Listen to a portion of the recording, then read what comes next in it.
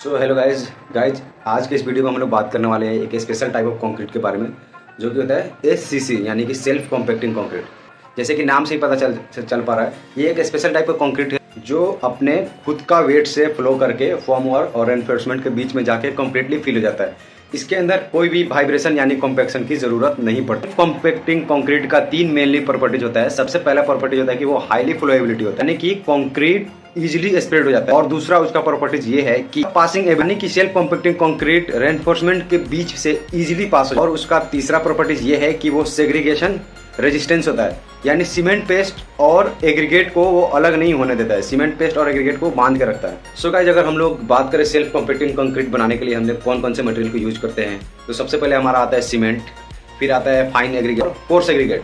Coarse aggregate में हम लोग जनरली 10 से 12 mm के साइज के हम लोग कोर्स एग्रीगेट पकड़ते हैं। और उसके बाद सुपर प्लास्टिक साइज यानी एडमिक्सचर आ गए। फिर आपके मिनरल्स एडमिक्सचर जैसे कि आपके पास फ्लाई एश हो गया, सिलिका फीम हो गया, जैसे कि हम लोग जनरली एल्कोफाइन और माइक्रो सिलिका यूज करते हैं।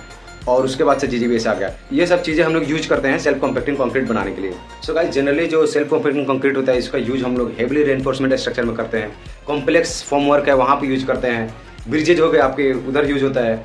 या फिर हाई राइज बिल्डिंग हो गया, उधर हम लोग सेल्फ कॉम्पैक्टिंग कंक्रीट यूज करते हैं। और अगर हम लोग को प्री कास्ट कंक्रीट बनाना है उसमें हम लोग सेल्फ कॉम्पैक्टिंग कंक्रीट यूज करते हैं। सो गाइस, अब हम लोग सेल्फ कॉम्पैक्टिंग कंक्रीट पे होने वाले टेस्ट के बारे में बात करने वाले हैं। एज पर IS कोड 1199 कौन कौन से टेस्ट हम सेल्फ कॉम्पैक्टिंग कंक्रीट के ऊपर करते हैं।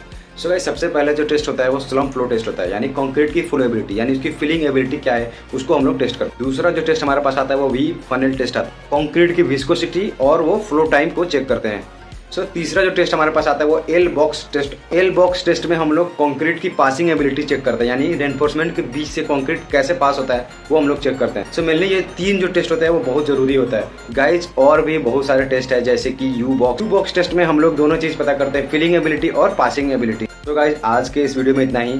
सेल्फ कॉम्पैक्टिंग कंक्रीट पे होने वाले सारे टेस्ट को एक एक करके हम लोग कभी आगे के वीडियो में समझेंगे और IS कोड के हिसाब से उस टेस्ट को परफॉर्म करके आपको दिखाएंगे कि कैसे कैसे होता है। ये L बॉक्स टेस्ट कैसे होता है, V फनेल टेस्ट कैसे होता है, कंक्रीट का स्लम्प फ्लो टेस्ट कैसे करते हैं। इन चीज़ों के लिए एक अलग से सेपरेट वीडियो बनाना पड़ेगा और उसमें सारा टेस्ट अलग अलग परफॉर्म करके दिखाना पड़ेगा, तब जाके आपको इजीली समझ में आएगा। सो गाइस, अगर आपको ये वीडियो पसंद आए तो इस वीडियो को लाइक कीजिए और अपने सिविल इंजीनियर दोस्तों के साथ शेयर कीजिए और उनको बताइए कि एक स्पेशल टाइप ऑफ कंक्रीट होता है सेल्फ कॉम्पैक्टिंग कंक्रीट, क्या होता है, कैसे होता है, कहाँ यूज होता है।